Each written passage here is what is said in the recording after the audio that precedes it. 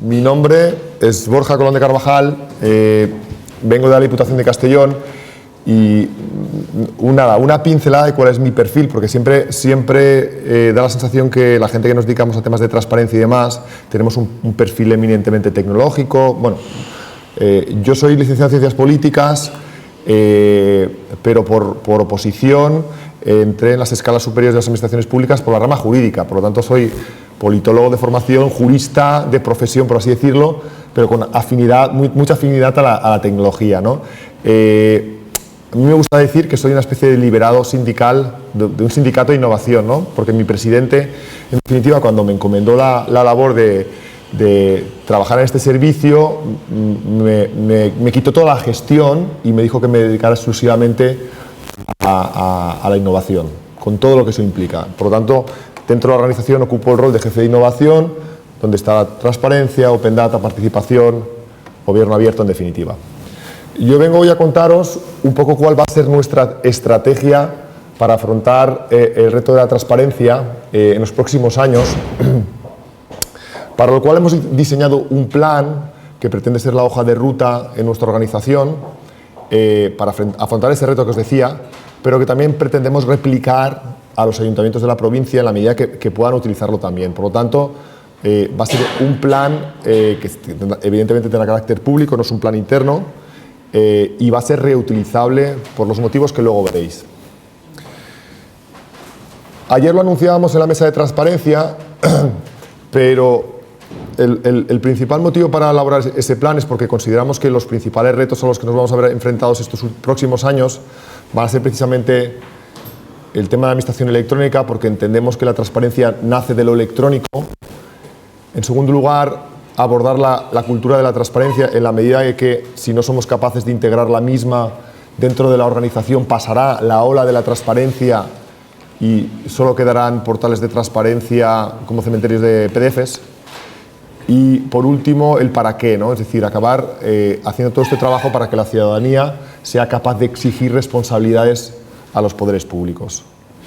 Un poco porque la lógica así lo exige, la elaboración del plan se sustenta en los tres principios del gobierno abierto, si queréis decirlo así, la parte como más formal. La transparencia, porque todo el proceso está siendo transparente de la elaboración, porque va a ser reutilizable el propio entregable, porque luego veréis que hay una parte material que va a poder ser reutilizar por parte de los ayuntamientos, y participación en la medida que vamos a necesitar esa bidireccionalidad y ese feedback para que los ayuntamientos nos vayan diciendo cómo podemos ir mejorando esa estrategia.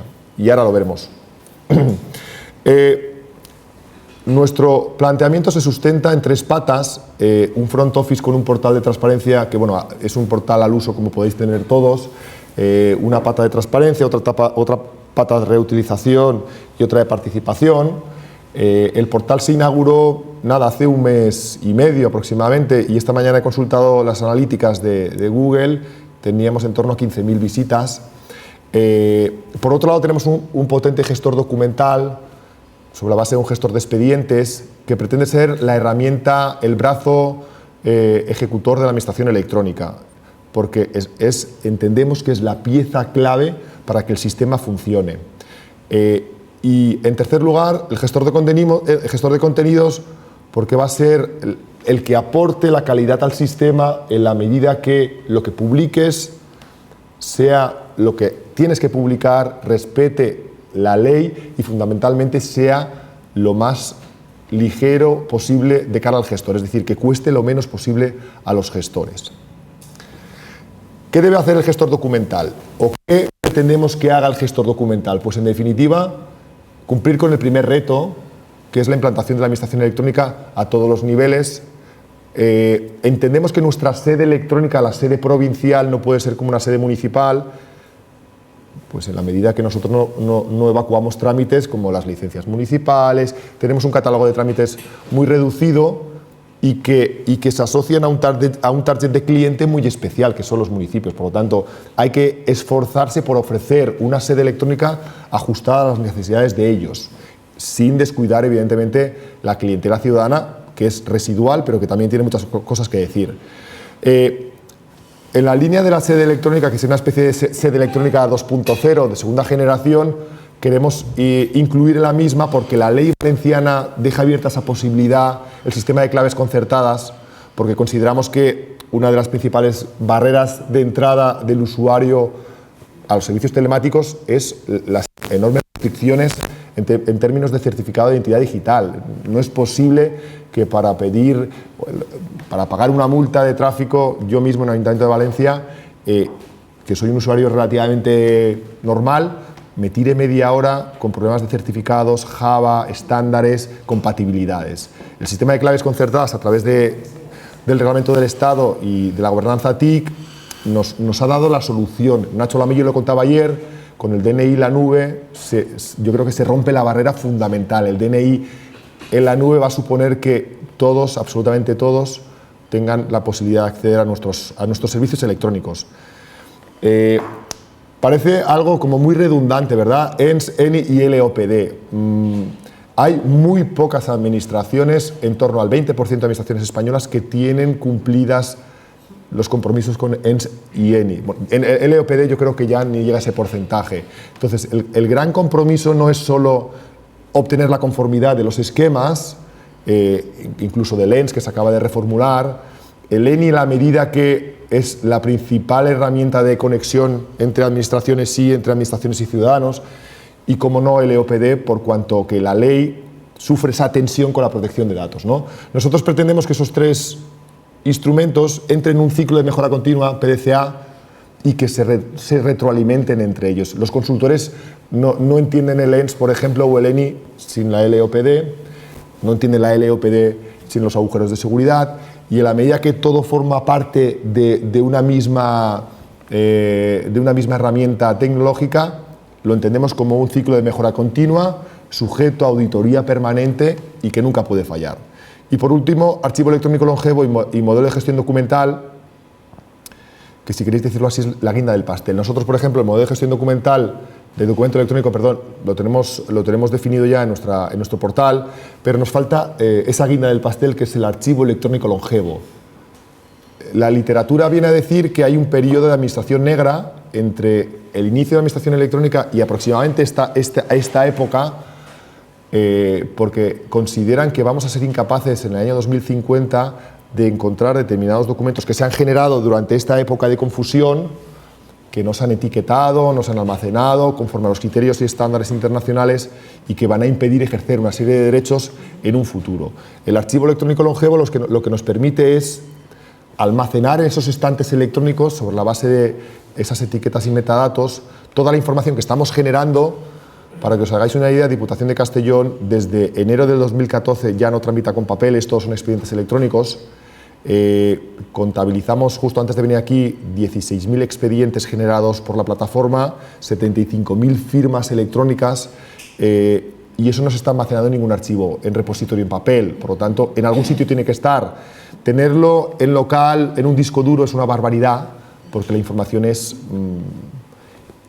impensable y crece exponencialmente.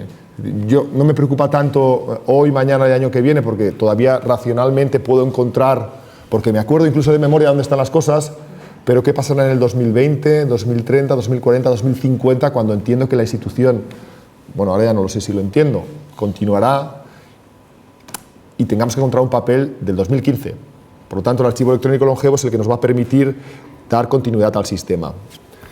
¿Qué hace nuestro gestor de contenidos? Pues fundamentalmente tres cosas. En primer lugar, dar la posibilidad que se ejerza el derecho de acceso a la información pública en los términos en los que la ley lo dice, basándose fundamentalmente en la pata de administración electrónica.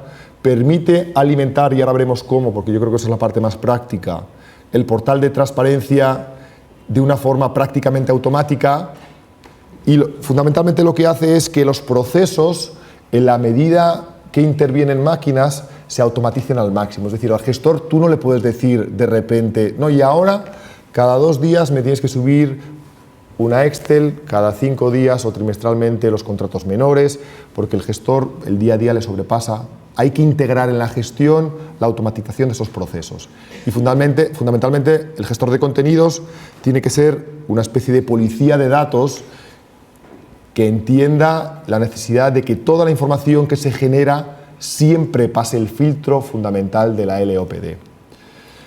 El ejercicio de derecho de acceso a la información, como sabéis, se puede ejercer a través de la sede o en formato papel. Nosotros lo que hicimos justo antes de iniciar con el proyecto de transparencia fue pasar por una auditoría exclusivamente de LOPD. La auditoría de LOPD me dijo: no te voy a dar la conformidad de la auditoría y vas a salir mal, por así decirlo, hasta que no seas capaz de parametrizar el proceso de ejercicio de acceso a la información pública en la medida que en nuestra comunidad autónoma, la Comunidad Valenciana, el silencio es positivo. Es decir, que teníamos el hándicap que nuestro procedimiento de derecho de acceso, ese famoso mes de la Ley 19, no podíamos confiar en el que el silencio negativo operara en beneficio de nuestra mala praxis, ¿no?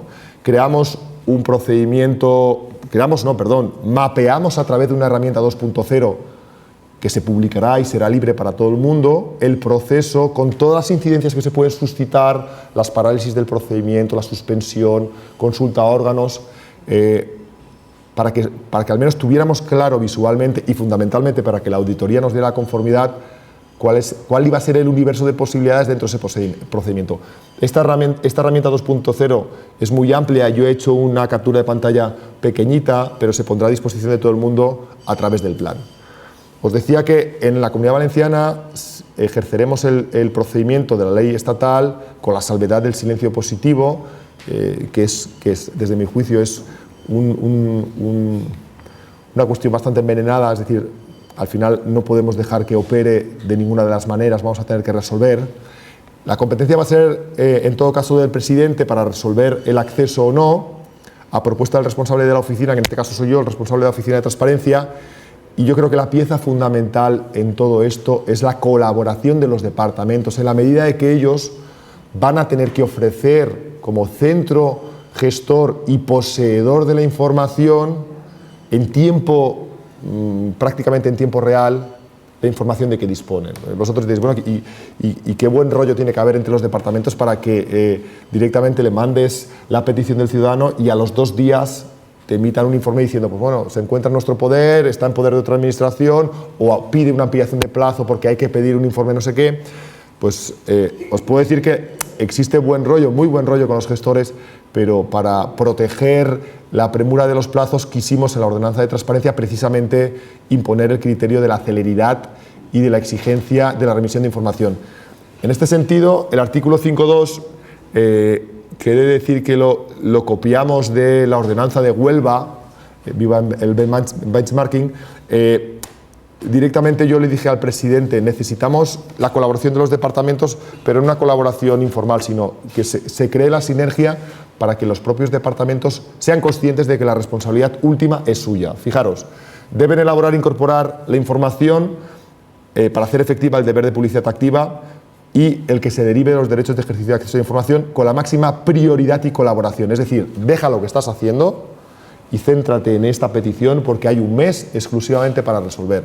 Verificar en sus despachos el ámbito material de actuación, la correcta ejecución de las actividades, en definitiva, la veracidad e integridad de los datos, proponer en su caso a la oficina las mejoras o la ampliación en la publicidad activa y si se resuelve de esa ponderación o de esa tensión entre privacidad y acceso que ha lugar al acceso, disasociar los datos en la medida que tengan que ser un acceso parcial. Tienen que ser ellos. Yo no conozco la información de todos los departamentos y cada departamento, en la medida que es especialista en su materia, se tiene que acabar convirtiendo en un especialista en la transparencia y en la LOPD en su materia. Evidentemente, todo va en la línea de la formación, de la difusión, de la concienciación, pero digamos que la transparencia pasa por encima de todo esto, ¿no? Es un reto, y yo creo que estaréis de acuerdo conmigo, en que la transparencia y fundamentalmente la supervivencia de los portales depende de la capacidad que tengamos de que cada vez crezcan en contenidos y en calidad. El reto no va a ser que estemos el día 9 al día con los portales o que hayamos arrancado todos, sino el que el día 9 del año que viene los portales estén a la altura de las circunstancias. ¿Nosotros qué hicimos? Pues bueno, en la ordenanza de transparencia que disponéis de ella en la web y en el propio portal, yo sugerí incluir una disposición adicional en la que me autoexigía a mí mismo, porque el protocolo lo estoy haciendo yo, que la Junta de Gobierno elaborara un protocolo de actualización y mantenimiento del contenido del portal. Es decir, en la medida que seamos capaces de enseñar a los gestores cuál es el camino para enriquecer el portal, me voy a evitar la necesidad de tener que estar llamando sistemáticamente a la gente para que actualice el mismo. ¿Cómo lo hicimos? Pues yo creo que con una herramienta, si queréis decirlo así, de ir por casa, pero yo creo que nos ha servido mucho, una Excel, en este caso una hoja de cálculo, LibreOffice, con casi 3 metros de longitud, 108 indicadores, que son los de Transparencia Internacional más casi 20 más, los de Transparencia Internacional, los de la ley estatal, los de la ley autonómica y alguno más que quisimos poner en nuestra ordenanza, y de esa Excel salen un total de 108 fichas representativas del 100% del universo del contenido que dispone la Diputación. En la medida que cada indicador representa materialmente un punto de información, a cada responsable gestor de su área correspondiente le van a tocar tantas fichas como indicadores es responsable. Y me explico. Por ejemplo, este caso es la ficha 56 dentro del cajón de la contratación pública, el bloque 1, transparencia de contratación pública, el cajón 56 son la relación de contratos públicos formalizados por la DIPU. 3 departamentos responsables, que son los 3 departamentos promotores de contratos, contratación, planificación y cultura. 3 funcionarios responsables, Pili Batet, José Castillo y Nuria Felip. Periodo de actualización trimestral, formato de la información siempre reutilizable, límites de la LOPD, los que tenéis ahí, más otros que se están creando, y luego el apartado de metadatos. Es decir, que los usuarios, cuando crean el documento ex novo en la plataforma, deben etiquetar a través de los parámetros que ofrece la herramienta aquellos datos conforme a los límites de la LOPD que ya no van a poderse mostrar en el portal de transparencia a la medida que cuando aprieten el botón ese documento vaya a subir. Entonces digamos que empezamos por el final, definiendo cuando creas el documento que ya no es publicable porque está sujeto a los límites de la LOPD. Le decimos cuáles son los límites, cómo tiene que crearlo, cada cuánto tiene que publicarlo, en qué formato y quién es el responsable de ese dato. Claro, no he traído fichas para que las veáis, pues ya os digo, salen en torno a 108 fichas repartidas por toda la organización. Eso es como una especie de reparto del pastel, ¿no? Es decir, a cada uno se le encomienda la responsabilidad de hacerse cargo de la información que posee, porque es el principal conocedor de la misma. Estas fichas se complican bastante porque hay indicadores que son muy complejos y tienen subindicadores hasta 5 niveles de desagregación. Por lo tanto, las fichas se van completando y yo creo que la pieza clave de todo este sistema, que como veis es un poco de ir por casa, es fundamentalmente en los límites de la LOPD. Porque el gestor desconoce el límite formal y material de la LOPD y en la medida que nosotros le podemos ofrecer esa información y que la herramienta le va a automatizar ese proceso, el gestor se queda tranquilo. Cada gestor recibirá 2, 3, 4, 5 fichas, el afortunado no recibirá ninguna, pero al mismo tiempo integramos, ¿os acordáis del gestor documental con el gestor de contenidos a través de este workflow, de tal forma que ese proceso sea lo más automático posible? Es decir, la ficha al final sea una referencia, pero que el gestor no tenga que estar pendiente de la ficha porque la aplicación de contratación a los 3 meses lance una alerta a los gestores: debe subir los contratos menores.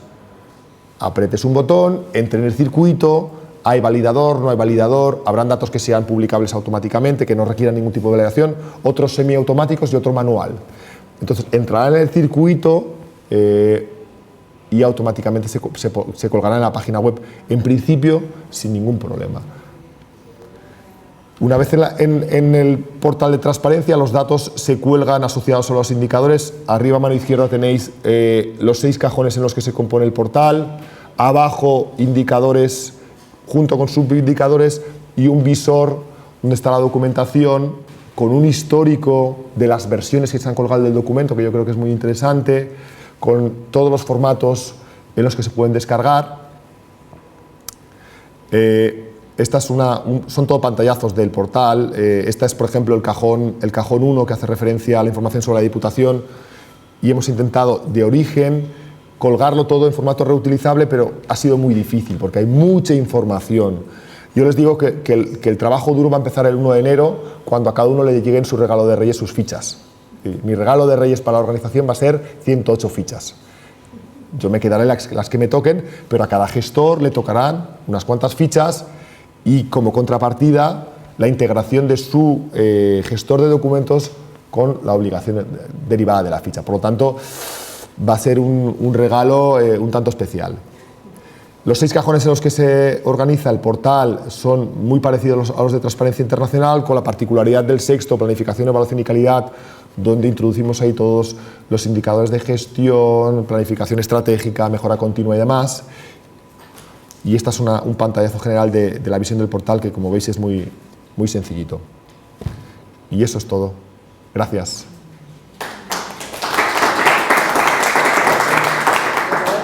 Lo que queráis. ¿Cómo gestionáis la duplicidad de la información? Es decir, tú en el portal tienes que publicar muchísima información que también tiene que estar en sede electrónica, en el perfil contratable. Entonces, claro, yo veo que si tú lo tienes todo a través de un back office, sabes que por mucho que tengas 3 veces esa información en 3 portales, va a ser la misma. Pero hasta que ese día ideal llegue. Te explico. Cuando creamos el portal y nos planteamos la carga inicial, es decir, el ponerlo a punto, hicimos un planteamiento un poco integral. Dijimos, la información tiene que estar repartida, pero no puede estar duplicada, ¿no? Es decir, hay determinada información que ya no puede estar en la web. Podría estar, pero tenerla en la web y tenerla en el portal de transparencia implicaría no doble trabajo, porque la aplicación lo hace automáticamente, pero confundir al ciudadano, confundirme a mí mismo, y sobre todo, si tiene que tener validez jurídica en términos, por ejemplo, de exposición pública, tiene que ir solo a un sitio. Entonces, al final hemos hecho un planteamiento integral en el sentido de dejar a la web huérfana de contenido que debe estar per se en el portal de transparencia. Es un análisis costoso, porque es cierto que al final la web se ha convertido en una especie de espejo institucional y se cuelga información por defecto, ¿no? Entonces, por ejemplo, ¿Lo tenéis integrado en la sede? Sede electrónica, un entorno seguro, que es lo que dice la ley, entiendo yo. En la medida que hemos ido creando información a partir de la entrada en vigor del portal, por ejemplo, la ordenanza de transparencia ya no la encontráis en la web. Ya directamente está sujeta a exposición pública en 2 indicadores. El indicador de documentos sometidos a información o exposición pública, y otro indicador que dice ordenanzas y reglamentos. De aquí 30 días eliminaremos la ordenanza de exposición pública y quedará en el repositorio de ordenanzas. Por ejemplo, catálogo de servicios. Sí. Tú lo tienes que tener en el portal de transparencia, lo tienes que tener en la sede electrónica. Tu portal está dentro de la sede electrónica, pero el ciudadano, ¿cómo accede a tu catálogo de servicios? Por 2 caminos. Uno, si quiere solicitar un servicio, y uno, si lo que quiere es solicitar la información de transparencia. Yo creo que hay que entender la sede y el portal como 2 caras de la misma moneda. La sede es la puerta de entrada a la tramitación electrónica de procedimientos, no es nada más. Y el portal es la bandeja de información que te ofrece la administración. Tú, a través del portal, no puedes tramitar nada. A ver, mentira. Yo, por ejemplo, a través del portal lo que hago es, hay un enlace que te dice, ¿quieres pedir información? Solicita el ejercicio, pinchas y directamente te redirecciona a la sede, que es donde se tiene que dar. Entonces, la sede tiene que ser, no voy a decir que tiene que ser lo más parca del mundo, sino que tiene que ser un sitio donde el ciudadano entienda que allí va a tramitar, no a informarse. Entonces, por eso son 2 caras de la misma moneda. Y quizá en un momento determinado puedan llegar a integrarse en una única interfaz, porque tampoco tiene sentido, porque ahora tenemos a la web, la sede electrónica y el portal de transparencia. En la medida que pueda fusionarse todo, simplificará, pero yo creo que siempre van a convivir 2 elementos, que es la web institucional, por lo que tiene componente de información institucional, corporativa y demás, y luego lo que es tránsito de información y trámites electrónicos. Pero nosotros lo entendemos como dos caras de la misma moneda. Incluso una app. ¿Sí? Es decir, si yo lo que creo que lo importante es el dato único y no existan distintas, pero que eso son las tripas, luego interfaces y ventanas para el ciudadano puedes tener, mientras se vayan actualizando y estén sincronizados, y si te descargas una app, pues que estén los mismos datos. A lo mejor hay que hacer una interfaz para tontos de un trámite muy concreto o una información.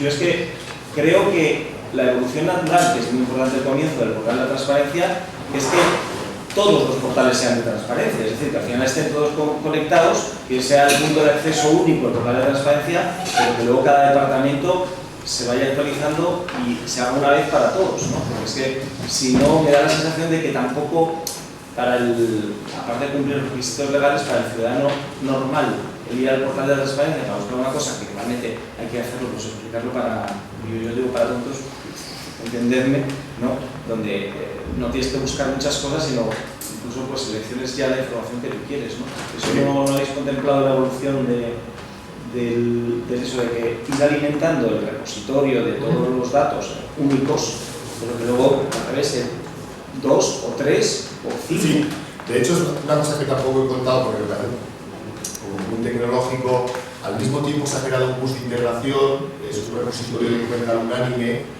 que está entre el gestor documental, el gestor de contenidos y el portal de transparencia, que es exclusivamente una especie de limbo repositorio donde va toda la información previa a ser remitida a donde sea. Entonces, al final, queremos poseer la información, venga de donde venga, almacenarla en nuestros servidores, tener un bus donde se controle todo y luego, a través de la tecnología, parametrizar dónde se quiere mandar.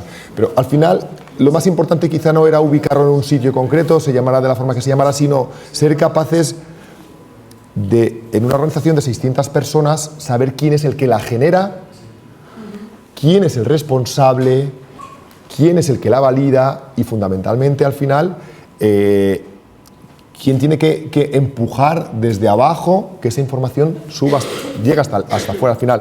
El tema de las fichas era para que la gente fuera consciente de que la información es de la Diputación, sí, pero el dato lo generas tú, lo validas tú y alguien tiene que hacerse cargo. Entonces la organización es muy grande y si tú no asumes un rol con un dato concreto, al final, no, esto yo no lo hago, no, eso es un dato del otro departamento, es un dato compartido, sí, pero al final alguien va a tener que hacerse cargo de los contratos, alguien va a tener que hacerse del inventario de bienes, de los vehículos, de los desplazamientos. Entonces, el planteamiento es que haya un repositorio documental donde todos lo vuelquen ahí, pero todos sabemos de dónde viene el dato y quién es el responsable. Ese es un poco el quid de la cuestión.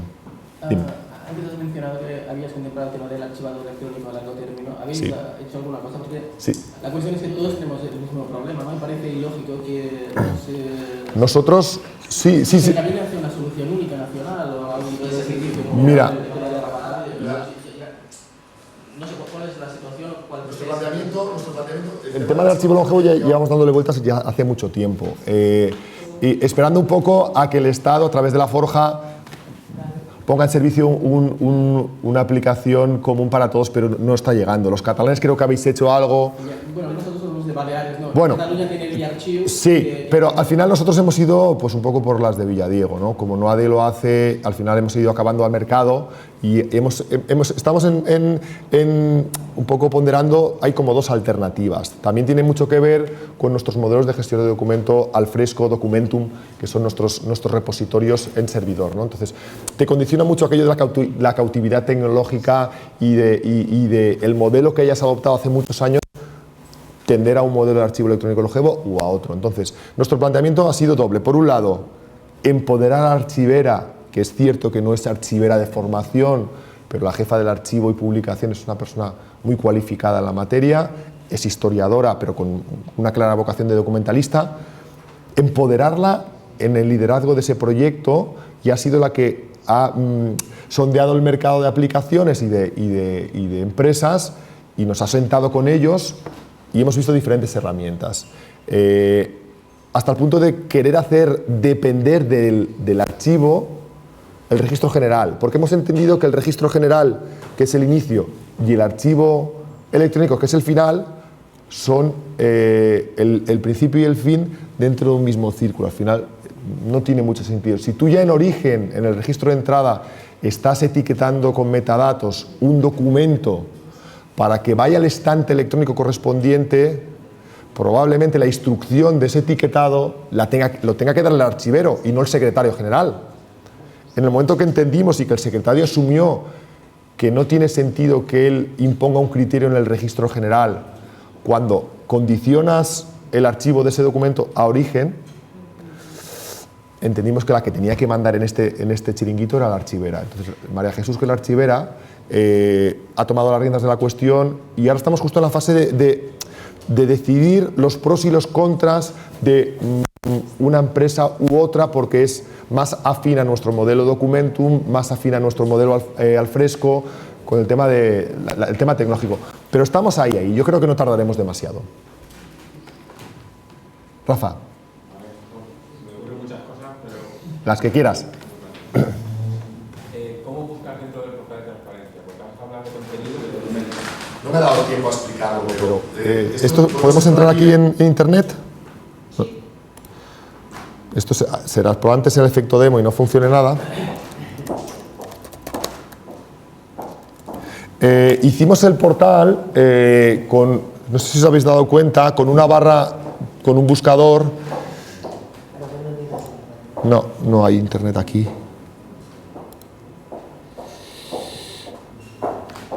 Entro por Chrome a lo mejor.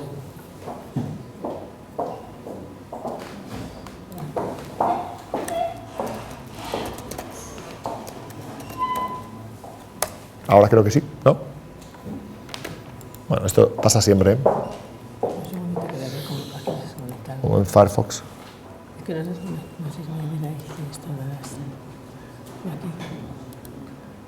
No. Bueno, no tengo internet. Hemos hecho un buscador, una barra de buscador como Google, donde... perdonadme, quiero ampliar y no sé si voy a poder... Un buscador, pero no es un buscador ficticio, es decir, no está ahí para... Indexa el 100% del contenido de la información del portal, indexa en tiempo real todo el contenido. ¿Y por qué es importante al final volcar la información en nuestros servidores y no redireccionarla a otras URLs? Porque cuando tú estás redireccionando a otra URL externa, no se indexa en el buscador. Entonces, nuestro planteamiento es traerlo todo al servidor para que la información siempre pueda estar indexada y encontrada. Entonces, tú pones en el buscador, haced la prueba cuando queráis, retribuciones, te aparecerá la RPT, las retribuciones de los altos cargos, las retribuciones del personal eventual, es decir, todos los documentos y todos los archivos que aparece la etiqueta retribuciones en todas las versiones y en cada uno de los componentes. No te preocupes, es que si no perderemos mucho tiempo. Entonces, la herramienta es el buscador, entonces simula el buscador de Google. No te lleva, porque entendemos que para llevarte ya está Google y lo hace mejor que nosotros. Lo hace mejor. Yo no me puedo responsabilizar por información que busques de fuera de la casa, pero te voy a decir que la que busques de dentro te la voy a dar indexada. Entonces, probar el buscador y encontraréis, en la medida en que se puede ir cargando paulatinamente la información en formato reutilizable, la información estará en el buscador. ¿Contra el ejercicio del derecho de acceso que... Sí. Sí.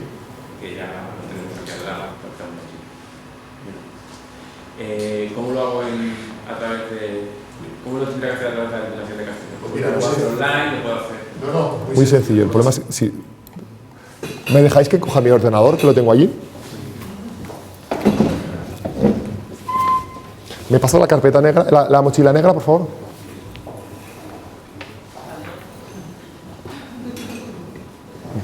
Esto no está preparado, ¿eh?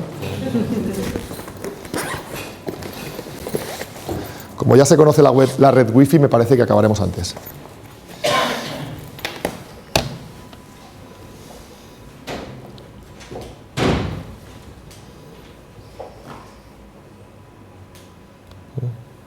Vale. El portal de transparencia de Diputación tiene un apartado específico para el ejercicio de derecho de acceso.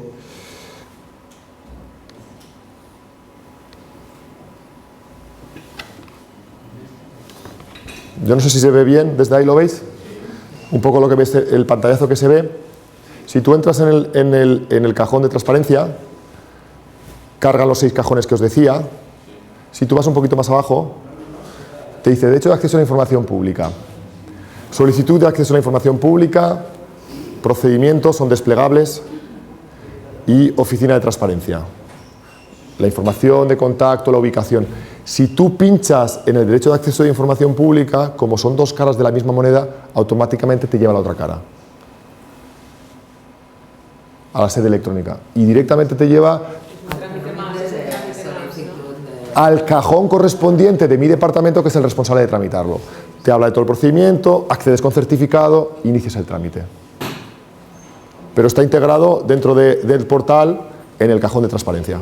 ¿Puedes hacer la petición que tú quieras o hay una o también es un poco dirigida? No, es un formulario libre con los campos correspondientes que pide la ley en términos de acceso a la información, pero es un texto libre, ya sabes que no tienes por qué motivarlo, pero sí que te exige la ley que digas exactamente, que identifiques la materia a la que va dirigido, porque entonces yo luego como receptor de tu petición tengo que saber a quién mandárselo, pero ese es un poco el planteamiento. Nos queda un minuto, ¿no? La última. ¿Qué diferencia con el portal de la fe? Bueno, el portal de la fe. El nuestro está más pensado en nuestro back office, es decir, necesitábamos algo que se ajustara más al trabajo que ya teníamos hecho. El portal de la FEM está muy bien si no tienes mucho trabajo previo, pero yo necesitaba aprovechar todo el trabajo que había desarrollado. Gestor documental, gestor de contenido, el bus de integración. Digamos que el front office, que es el portal, es la parte visible, pero que enlaza directamente con lo anterior. Gracias a todos.